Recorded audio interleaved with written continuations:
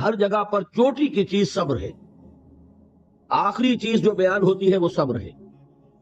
سورۃ العصر میں آخری بات وتواصوا بالصبر یا ایھا الذین آمنوا استعینوا بالصبر والصلاۃ، اے ایمان والو مدد حاصل کرو صبر سے اور نماز سے۔ ان اللہ مع الصابرین، اللہ تعالیٰ صبر کرنے والوں کے ساتھ ہے۔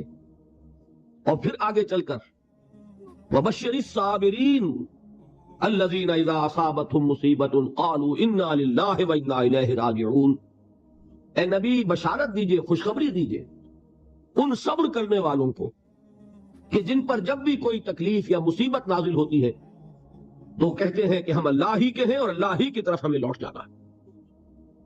صبر کا مفہوم ہے اپنے آپ کو تھامنا، روکنا، برداشت کرنا، تحمل کرنا، اور جو بھی اپنا ایک طے شدہ مقصد ہے کسی بھی مخالفت سے بددل ہوئے بغیر، کسی بھی تکلیف یا مصیبت سے ہراساں ہوئے بغیر اس کی طرف پیش قدمی کیے چلے جانا۔ بڑی سخت سردی پڑ رہی ہے، فجر کا وقت ہے، گرم پانی کا اہتمام نہیں ہے، اب اس وقت فجر کی نماز کے لیے اٹھنا، ٹھنڈا پانی اگر ہے تو وضو تو کرنا ہوگا، اس ٹھنڈے پانی سے وضو کرنا، اس وقت لحاف سے نکلنا ہی بہت مشکل، ٹھنڈے پانی سے وضو کرنا اور مصیبت۔ یہ جب تک انسان میں صبر کا مادہ نہ ہوگا ممکن ہی نہیں۔ اس کو کہیں گے صبر علی الطاعہ، اطاعت پر صبر کرنا۔ ناگواری محسوس ہو رہی ہے لیکن اس ناگواری کو برداشت کرتے ہوئے انسان اللہ کے حکم کے اوپر جمع رہے، اللہ کے حکم پر عمل کرے۔ یہ کیا ہے؟ یہ صبر ہے۔ اگر یہ صبر نہیں ہے تو ظاہر بات ہے کہ انسان اللہ کے اس حکم پر عمل نہیں کر سکے گا۔ صبر کا مادہ نہیں ہوگا تو آپ کام نہیں کر سکیں گے۔ اور اسی کا ایک دوسرا رخ ہے، جب آپ دعوت حق کے لیے کھڑے ہوں گے پہلا قدم کیا آتا ہے؟ استہزاء، تمسخر، مذاق اڑانا، جس کی میں مثال اب دینا چاہتا ہوں محمد الرسول اللہ صلی اللہ علیہ وسلم کی شخصیت سے۔ دیکھیے ہم کیا اور ہماری بساط کیا، ہم کیا مبلغ ہوں گے، کیا داعی ہوں گے، ہمارے اپنے دامن پر داغ ہوتے ہیں، لیکن یہ کہ محمد الرسول اللہ کے دامن پر کوئی داغ تھا؟ ان کو تو سارے مکے والے الصادق الامین کہتے تھے، نہایت محبوب شخصیت تھے، ان کے لیے تو جا صادق جا الامین یہ الفاظ سننے میں آتے تھے، آنکھوں کا تارا۔ لیکن جب آپ نے دعوت اب شروع کی، اب قرآن مجید میں دیکھیے کسی نے کہا مجنون ہو گئے، دماغ خراب ہو گیا، پاگل ہو گئے، اجی شاعر ہے، کچھ شعر جوڑ لیتے ہیں ہم پر دھوک جماتے ہیں۔ کسی نے کہا ساحر ہے، کوئی جادو سیکھ لیا ہے، یہاں تک کہ ایسے بدبخت بھی پیدا ہوئے، قرآن میں ہے ساحر کذاب، سحر کرنے والا جادوگر نہایت جھوٹا۔ یہ الفاظ کہے جا رہے ہیں کس کی شان میں؟ محمد الرسول اللہ صلی اللہ علیہ وسلم۔ قرآن میں نقل کیا گیا یا ایھا الذی نزل علیہ الذکر انک لمجنون۔ کبھی آپ نے اس کا ترجمہ سوچا؟ اے وہ شخص، دیکھیے تصور کیجئے حضور جا رہے ہیں، تشریف لے جا رہے ہیں، کسی دعوت میں ہے، تبلیغ میں ہے، یا ویسے ہی تشریف لے جا رہے ہیں، اور کوئی ایک جمگھٹا ہے لوگوں کا، ادھر سے فقرہ آتا ہے، تیر کی طرح لگتا ہے دل میں جا کر محمد کے صلی اللہ علیہ وسلم۔ اے وہ شخص جس کا یہ خیال ہے کہ اس پر کوئی ذکر نازل ہو رہا ہے، ہمارے خیال میں تو تمہارا دماغ خراب ہو گیا۔ یا ایھا الذی نزل علیہ الذکر انک لمجنون، کہا کہ نہیں کہا؟ اور یہ نہ سمجھیے کہ حضور صلی اللہ علیہ وسلم کے قلب مبارک کو تکلیف نہیں ہوتی تھی۔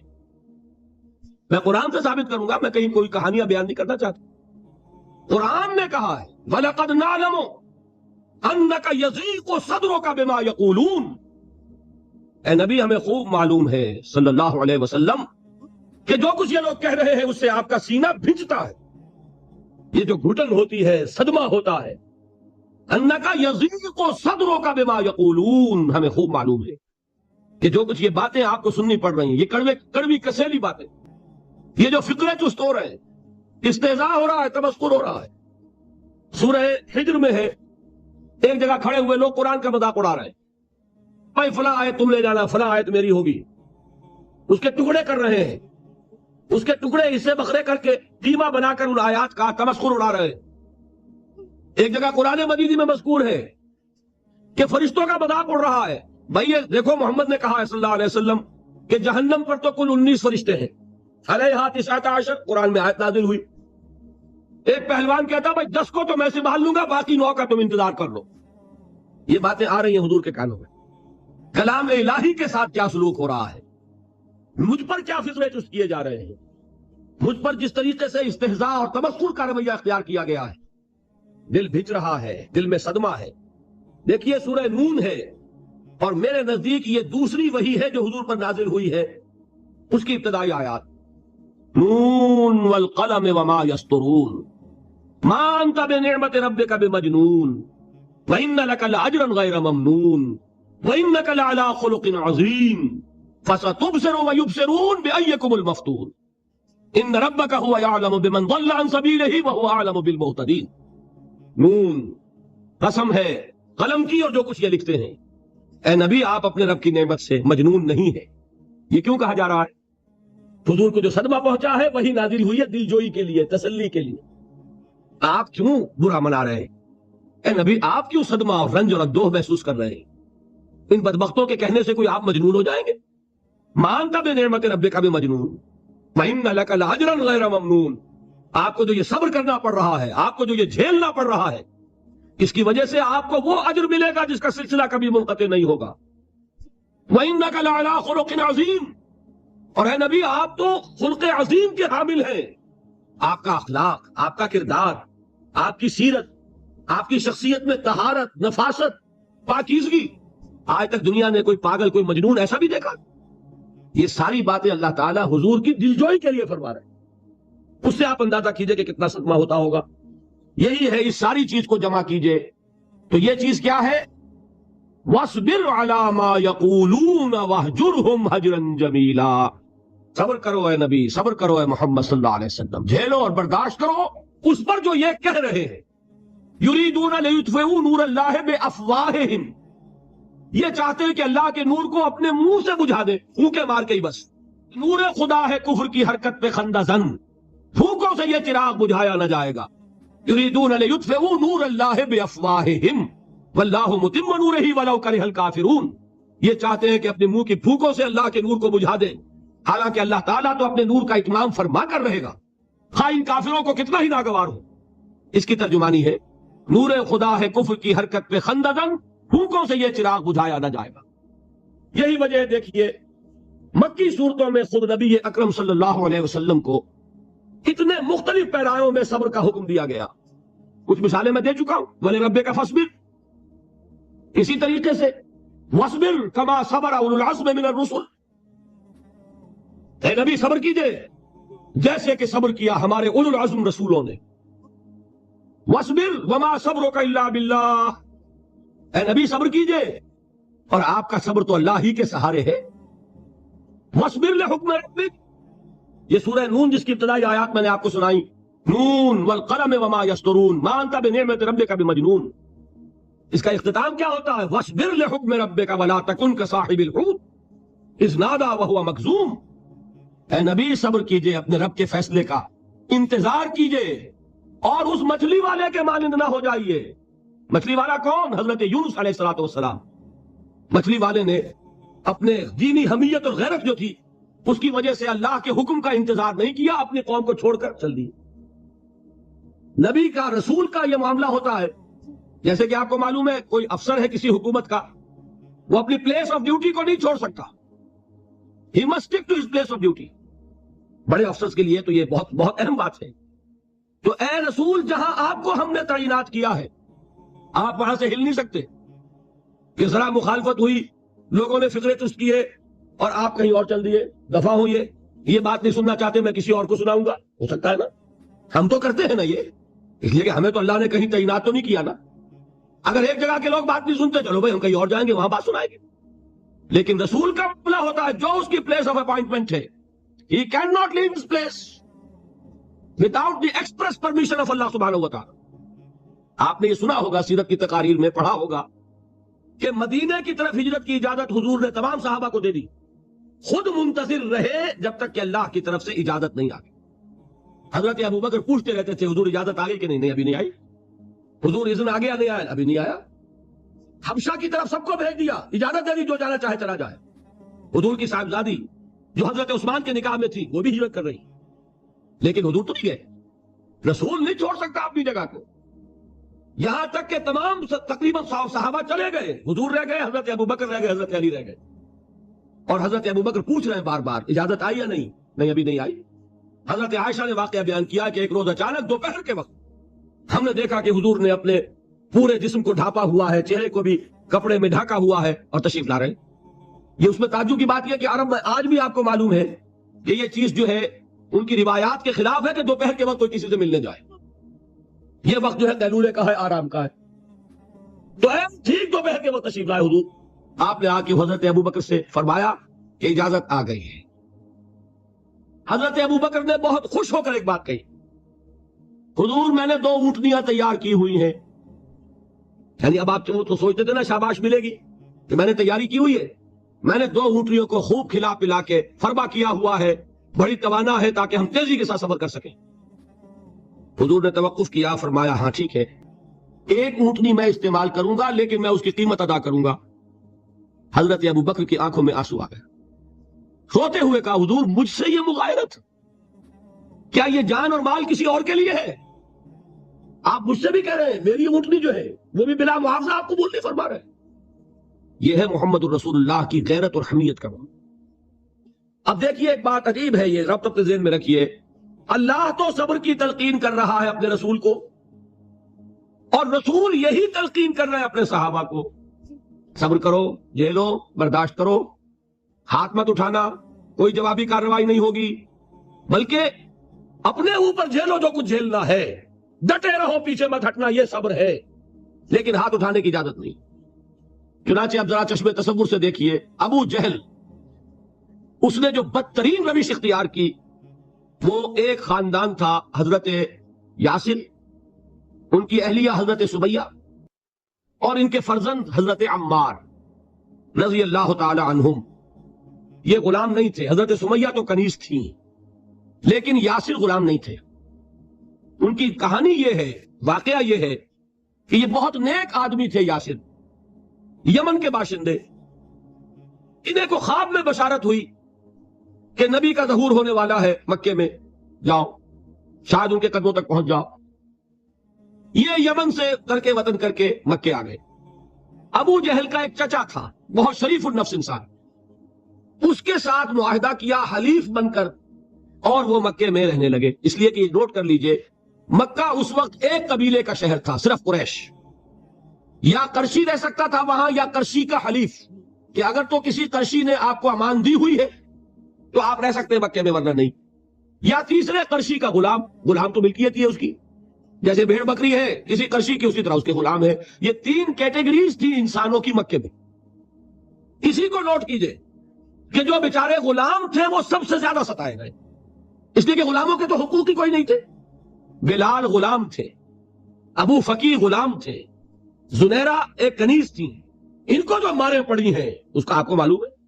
حضرت بلال کے ساتھ جو کچھ امیہ ابن خلف نے کیا، کہ جس طریقے سے کہ حیوانوں کی لاشیں جو ہے کھینچ کر گھسیٹ کر لے جائی جاتی ہیں، ان کی گردن میں رسی ڈال کر گھسیٹتے، اسی طریقے سے حضرت بلال کے گردن میں رسی ڈال کر پھر دوپہر کے وقت مکے کی سنگلاخ گلیوں کے اندر گھسیٹا جاتا، نیچے زمین جل رہی ہے توے کی طرح، اور ویسا بھی ہوتا تھا کہ چت لٹا دیا، اوپر سے وہ آگ مکے کا کہ سورج جو ہے ذرا نوٹ کیجئے، آگ برسا رہا، نیچے زمین توے کی طرح جل رہی ہے، اور ایک بھاری سل بھی لا کر جو ہے سر پر رکھ دی، چھاتی پر رکھ دی گئی ہے کہ آواز نہیں نکل رہی، جھاگ نکل رہے ہیں منہ سے، لیکن اس حال میں بھی احد احد احد، ایک ایک اللہ، قل هو اللہ احد، الفاظ نکل رہے۔ یہ ہے وہ صبر، صبر علی الابتلاء، صبر علی الایذاء۔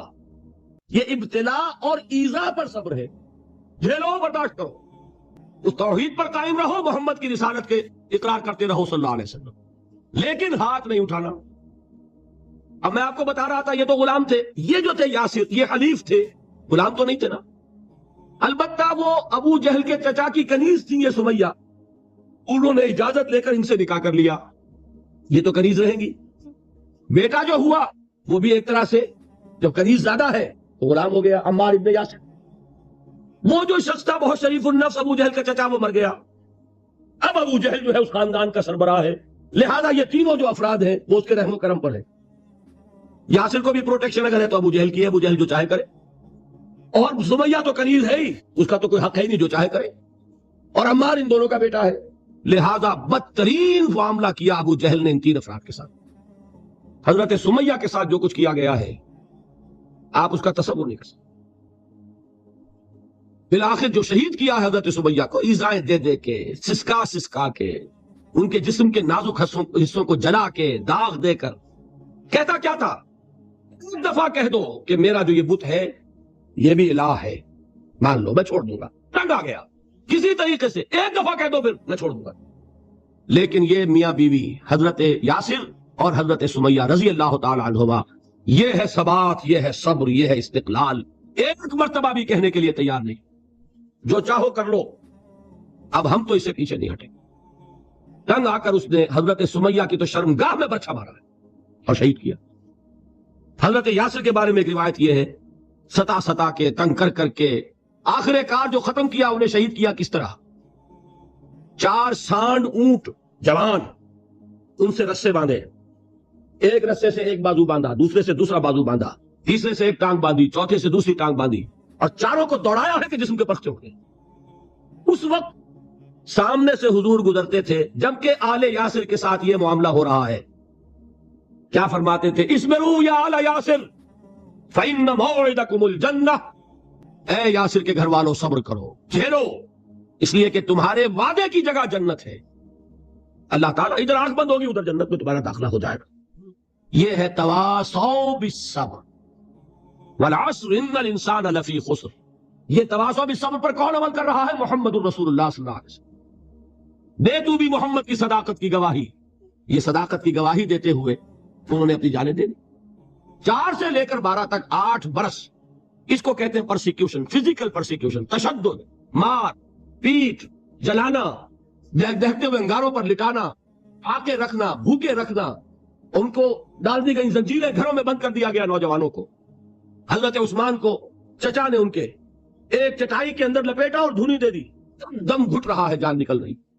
حضرت مصعب بن عمیر رضی اللہ تعالی عنہ، وہ نوجوان 200 درہم کا جوڑا ان کا سل کر آتا تھا شام سے تیار ہو کر، لباس معطر ہوتا تھا، جدھر سے نکل گیا پوری گلی جو ہے وہ معطر ہو گئی، انگلیاں اٹھ رہی ہیں، وہ جا رہا ہے مصعب، یہ خوشبو اس کی ہے. اس مصعب کے ساتھ کیا سلوک کیا؟ باپ تو مر چکا تھا، ماں نے پالا تھا، دولت بہت چھوڑ کر گیا تھا باپ، لہذا ماں نے بڑے ناز و نام میں پالا، بڑے لاڈ پیار میں. 200 درہم کا جوڑا تیار ہو رہا ہے. لیکن یہ کہ آپ کو معلوم ہے عرب کے اس معاشرے میں عورت کی کوئی حیثیت نہیں تھی، ماں کا اختیار نہیں تھا. چچا تھا سربراہ خاندان کا. چچا نے کہا مصعب اگر تم نے اپنے باپ کا دین چھوڑ دیا ہے تو باپ کی دولت پر بھی تمہارا کوئی حق نہیں ہے، نکل جاؤ گھر سے. اس نے یہ سوچا تھا کہ مصعب کے ہوش ٹھکانے آ جائیں گے، دن میں تارے نظر آ جائیں گے، ناز و نام میں پلا ہوا گھر سے نکل کے جائے گا کہاں، یہ سارا نشہ جو ہے توحید کا یہ حیران ہو جائے گا. حضرت مصعب کا جواب بالکل برعکس تھا، اچھا ٹھیک ہے چچا جان میں گھر چھوڑتا ہوں. وہی بات جو کبھی کہی تھی ابراہیم نے. باپ نے کیا کہا تھا؟ فاجرنی ولیہ، جاؤ چلے جاؤ، دفع ہو جاؤ میری نگاہوں سے. حضرت ابراہیم نے کیا جواب دیا تھا؟ سلام علیک ساستغفر لک ربی انہ کان بی حفیہ. اچھا ابا جان آپ کا حکم یہی ہے تو میں چلتا ہوں، آپ پر سلامتی ہو، میرا رب مجھ پر بڑا مہربان ہے، میں اس سے آپ کے لیے استغفار کروں گا. چل دی. یہی جو ہے حضرت ابراہیمی کی نسل ہے نا قریش. آج ابراہیم کے ایک بیٹے کے ساتھ وہی معاملہ ہو رہا ہے مصعب کے ساتھ، اور مصعب چلنے کے لیے تیار ہو گئے. چچا نے سوچا، میں سمجھتا تھا کہ ہوش ٹھکانے آ جائیں گے، یہ تو تیار ہو گیا نکلنے کے لیے. غصے میں آ کے اگلی بات کہی، یہ کپڑے جو پہنے ہوئے تم نے یہ بھی اسی مشرک باپ کی کمائی کے ہیں، اتارو ان کو. وہیں کپڑے اتارے، مادرزاد برہنہ گھر سے نکالے گئے.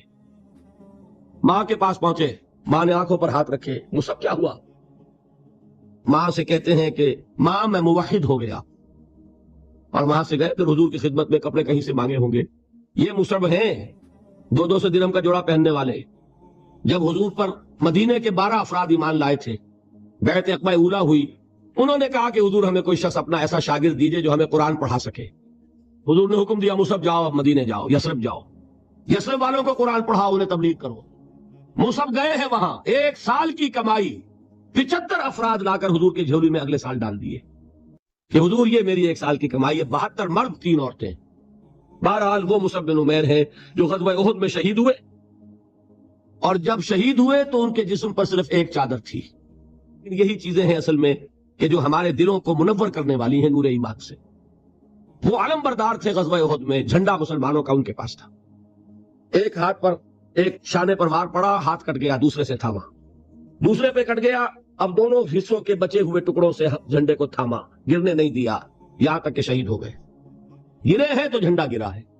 شکل میں حضور سے بہت مشابہ تھے. خبر اڑ گئی کہ محمد شہید ہو گئے صلی اللہ علیہ وسلم. یہ مصعب بن عمیر کا واقعہ ہے. جب ان کو اب دفن کرنے کا وقت آیا، اور شہید کے لیے کفن جو ہے اس کا وہی لباس ہوتا ہے جو شہادت کے وقت ہو. حضور کے سامنے ایک پرابلم پیش کیا گیا. حضور، مصعب کے جسم پر تو ایک چادر تھی، اور وہ چادر بھی اتنی چھوٹی ہے، یعنی 2 گز کی چادر بھی نہیں ہے. اس سے اگر سر ڈھانپتے ہیں مصعب کا تو پیر کھل جاتے ہیں، پیر ڈھانپتے ہیں تو سر کھلتا ہے، کیا کریں؟ حضور نے فرمایا سر ڈھانپ دو چادر سے اور پیروں پر گھاس ڈال دو. یہ آخری لباس ہے جو محمد کے اس دیوانے کو اس دنیا سے رخصت ہوتے ہوئے ملا ہے، جس کا 200 درہم کا جوڑا چلتا تھا. یہ ہے صبر. برداشت کیا کہ نہیں کیا؟ یہ خباب بن الارت پیشے کے لحاظ سے لوہار تھے. سوچئے ایک زندہ انسان کو دہتے ہوئے انگاروں پر لٹایا جا رہا ہے. ان انگاروں سے کھال جلی، کمر کی چربی پگھلی، اس پگھلنے والی چربی سے وہ انگارے ٹھنڈے پڑے. یہ سب کچھ جھیل رہا ہے شخص. سوچنے والوں نے سوچا نہیں ہوگا کیا جرم تھا اس کا؟ بڑا شریف آدمی ہے، بہت اچھا کاریگر ہے، وقت پر کام دیتا ہے، مناسب اجرت لیتا ہے، یہ کیا ہوا؟ یہ کوئی جرم نہیں. جرم صرف ایک ہے، ایک اللہ کو مانتا ہے اور محمد کے دامن سے وابستہ ہے. فَاسْتَعِينُوا بِالصَّبْرِ وَالصَّلَاةِ، مدد حاصل کرو کس سے؟ صبر سے اور نماز. ان اللہ مع الصابرین، جان لو کہ اللہ تعالیٰ صبر کرنے والوں کے ساتھ. وَلَا تَقُولُوا لِمَنْ يُقْتَلُ فِي سَبِيلِ اللَّهِ أَمْوَاتٌ، اور ہرگز نہ کہو اسے جو اللہ کی راہ میں قتل ہو جائے کہ وہ مردہ ہے. بَلْ أَحْيَاءٌ وَلَٰكِن لَا تَشْعُرُونَ، نہیں، وہ زندہ ہے لیکن تمہیں ان کا شعور نہیں ہے.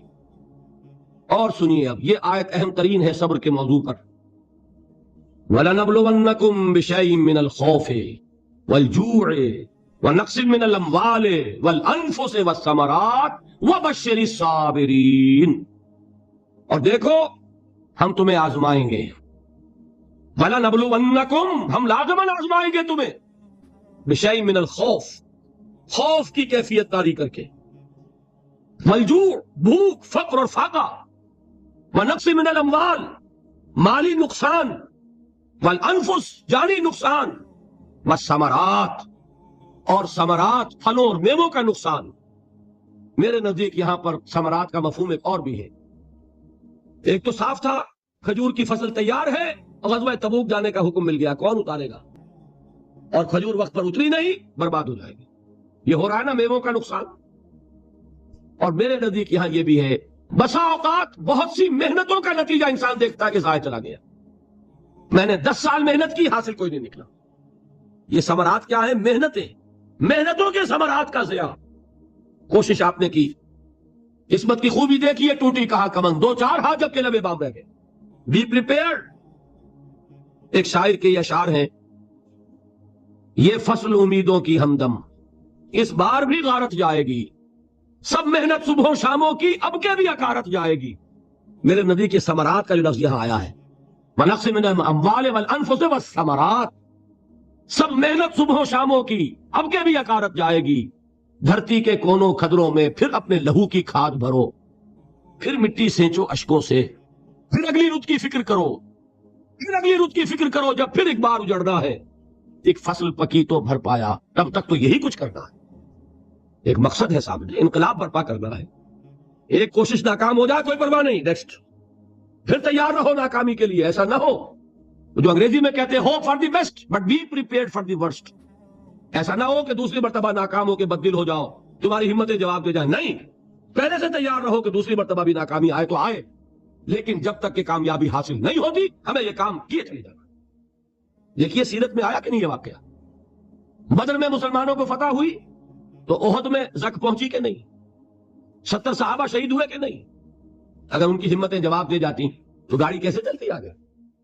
تو فرمایا وَلَنَبْلُوَنَّكُمْ بِشَيْءٍ مِّنَ الْخَوْفِ وَالْجُوعِ وَنَقْصٍ مِّنَ الْأَمْوَالِ وَالْأَنفُسِ وَالثَّمَرَاتِ، ہم تمہیں لازماً آزمائیں گے، خوف کی کیفیت سے، فقر و فاقے کی کیفیت سے، بھوک سے، جان کے نقصان سے، مال کے نقصان سے، محنتوں کے حاصل کے ضائع ہو جانے سے۔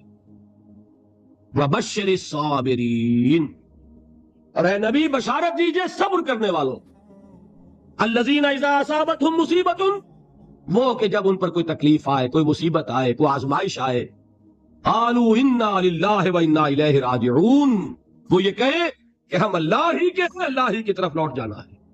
یہ وہی انداز ہے جو میں نے فارسی کا شعر سنایا تھا آپ کو کہ سر تسلیم خم ہے جو مزاج یار میں آئے، وہ ہمارا مولا ہے، ہمارا آقا ہے، اگر اسے یہی منظور ہے تو ہمیں بھی یہی منظور۔ میں نے تسلیم و رضا کی بات کی تھی نا، آپ کو کچھ شعر سنائے تھے، ایک شعر اور سنیے، اور یہ کس کا ہے؟ محمد علی جوہر کا۔ ایک مرتبہ جیل گئے، ان کی ایک بیٹی جوان بیمار ہوئی، فوت ہو گئی، باہر چھوڑا انگریز نے، جاؤ بھائی دفن کر دو بیٹی کو۔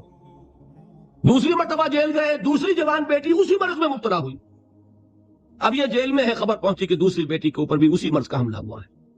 ایک نظم لکھی ہے جس کا آخری شعر یہ ہے، تیری صحت ہمیں منظور ہے لیکن اس کو نہیں منظور تو پھر ہم کو بھی منظور نہیں۔ یہ ہے، جب تک یہ کیفیت نہ ہو اس میدان میں آدمی ثابت قدم نہیں رہ سکتا کہ میرے رب کو اگر یہ منظور ہے تو یہی مجھے منظور ہے، اور تیری صحت ہمیں چاہیے تو ضرور، لیکن ہمارے رب کو منظور نہیں تو ہمیں بھی منظور۔ راضی برضائے رب۔ فَبَشِّرِ الصَّابِرِينَ الَّذِينَ إِذَا أَصَابَتْهُمْ مُصِيبَةٌ قَالُوا إِنَّا لِلَّهِ وَإِنَّا إِلَيْهِ رَاجِعُونَ، نہ شبد نصیب دشمن کے شبد ہلاک تیغت، سر دوستہ سلامت کے تو خنجر آزمائی۔ اولئک علیہم صلوات من ربہم ورحمہ، یہی ہے وہ لوگ جن پر ان کے رب کی طرف سے عنایتیں ہیں اور رحمتیں ہیں۔ وَأُولَئِكَ هُمُ الْمُهْتَدُونَ، اور یہی ہے وہ لوگ جو کامیاب ہونے والے ہیں، ہدایت پانے والے، ہدایت یافتہ۔ وَالصَّابِرِينَ فِي الْبَأْسَاءِ وَالضَّرَّاءِ وَحِينَ الْبَأْسِ، اور صبر کرنے والے، اصل نیکی ان کی ہے، جسمانی تکلیفوں میں صبر کرنے والے، فقر اور فاقے میں صبر کرنے والے، اور جنگ کے وقت صبر کرنے والے۔ اولئک الذین صدقوا واولئک هم المتقون، یہ ہے وہ لوگ جو صبر کرنے والے ہیں، یہ ہے جو سچے ہیں، جو اپنے دعوے میں نیکی کے اور ایمان کے صادق ہیں، اور یہی وہ لوگ ہیں جو متقی۔ اللہ تعالیٰ نے کیسے کیسے مسلمانوں سے کہا، مسلمانوں تمہیں زک پہنچی ہے تو انہیں بھی تو پہنچی تھی، ان کے 70 نہیں مارے گئے تھے بدر میں، ان کے حوصلے جو ہیں وہ تو پست نہیں ہوئے، وہ اگلے سال آ گئے تم پر چڑھائی کر کے، تم کیوں اتنا برا مان رہے ہو؟ تمہارے دل اتنے زخمی کیوں ہو گئے؟ تمہیں تکلیف پہنچتی ہے تو انہیں بھی پہنچتی ہے۔ اپنی غیرت جو ہے ہمیں ذرا اس کا جائزہ لینا چاہیے۔ لوگ باطل نظریات کے لیے کتنی قربانیاں دے رہے ہیں، لوگ باطل چیزوں کے فروغ کے لیے کتنی محنتیں کر رہے ہیں، جیسا کہ میں نے ابھی کہا تھا، اسی غیرت کو چیلنج کرنے کے لیے، ذرا آپ کی حمیت دینی کو جوش دلانے کے لیے۔ قادیانی نوجوان کتنی تعداد میں اپنے آپ کو دین کے لیے وقف کرتا ہے، اور آپ کتنے نوجوان ہیں جو اپنے آپ کو دین کے لیے وقف کرتے ہیں؟ اور وہ کھاتے پیتے گھرانوں کے لوگ۔ یہ نہیں ہے کہ اگر کوئی اور کام نہیں کر سکتا تو پھر یہ ہے کہ وہ دین کے کام میں لگ جائے۔ باصلاحیت لوگ، کھاتے پیتے لوگ، ذہنی استعداد رکھنے والے لوگ، اونچے گھرانوں کے لوگ، وہ وقف کریں اپنے آپ کو دین کے لیے۔ اس کے بغیر کیسے باہر آ جائے گی، کیسے رونق آ جائے گی؟ تو دنیا میں باطل نظریات والے جو ہیں، یہ بات کہی گئی ہے، مسلمانوں تم اگر توحید کے لیے لڑ رہے ہو، دیکھتے نہیں ابو جہل کو، اس نے گردن کٹوائی ہے شرک کے لیے، شرک کے لیے گردن کٹوائے، اور تم توحید کے لیے گردن کٹوانے کو تیار نہ ہو۔ اس نے گردن کٹوائی کہ نہیں کٹوائی؟ اور کس طرح کٹوائی ہے؟ کیونکہ بڑا متکبر قسم کا، فرعون قسم کا شخص تھا، جب گردن کاٹنے لگے تو کہتا ہے ذرا نیچے سے کاٹنا، تاکہ جب تم نیزے کے اوپر چڑھاؤ میرے سر کو تو اونچا نظر آئے، معلوم ہو سردار کا سر ہے۔ وہ بدبخت مرتے ہوئے بھی جو اس کی یہ کیفیت تھی نا، اس کو ذہن میں رکھیے۔ تو یہ لوگوں نے قربانیاں دی، جانیں دی، تو فرمایا اگر تم ان سے زیادہ قربانی نہیں دو گے، یہ نوٹ کر لیجئے اس کو، مجرد اگر حق کو غالب کرنا اللہ کے ذمے ہو تو آنے واحد میں غالب کر دے گا، تمہیں تکلیف ہی دینے کی ضرورت نہیں۔ سمجھ رہے؟ کیا اللہ کے مقابلے میں کوئی باطل کی طاقت ٹھہر سکتی ہے؟ یہ تمہارے ایمان کا امتحان ہے، یہ تمہارے خلوص کی آزمائش ہے، یہ تمہارے امتحان کا ثبوت درکار ہے کہ اللہ تعالیٰ دیکھنا چاہتا ہے تم اس کے لیے اپنی جانیں قربان کرنے کو تیار ہو کہ نہیں، تم اس کے لیے تن من دل لگانے کو تیار ہو کہ نہیں۔ اور یہ جان لو کہ اگر کفار اور مشرکین اور ملحدین اور باطل نظریات والے وہ جو کچھ قربانیاں اپنے باطل نظریات کے لیے دے رہے ہیں ان سے زیادہ اگر تم نہیں دو گے تو حق غالب نہیں ہوگا. انہوں نے جو صبر کیا ہے اپنے باطل نظریات پر، اگر تم اس سے زیادہ صبر کا ثبوت نہیں دو گے اپنے اس حق پر تو حق غالب نہیں ہوگا. اس لیے فرمایا یا ایھا الذین آمنوا اصبروا وصابروا، نہ صرف یہ کہ صبر کرو بلکہ صبر میں اپنے دشمنوں سے آگے نکلو، ان کے صبر سے بڑھ کر صبر کرو. ورابطوا، مرابطہ کہتے ہیں چوکس رہنا، ہوشیار، پہرا دو، ایسا نہ ہو کہ دشمن جو ہے غفلت میں تمہارے اوپر کوئی حملہ جو ہے کر بیٹھے. واتقوا اللہ، اور اللہ کا تقوی اختیار کرو، لعلکم تفلحون، تاکہ تم فلاح پاؤ. یہ ہے حضرات تواصوا بالصبر. میں نے عرض کیا تھا ہر جگہ پر آپ کو چوٹی کی بات صبر ملے گا. آیت الکرسی، آیت البر جو میں نے آپ کو سنائی آخر میں، والصابرین فی الباساء والضراء وحین الباس. حامیم السجدہ، وما یلقاها الا الذین صبروا وما یلقاها الا ذو حظ عظیم. اس کے بغیر تو نہیں ہوگا.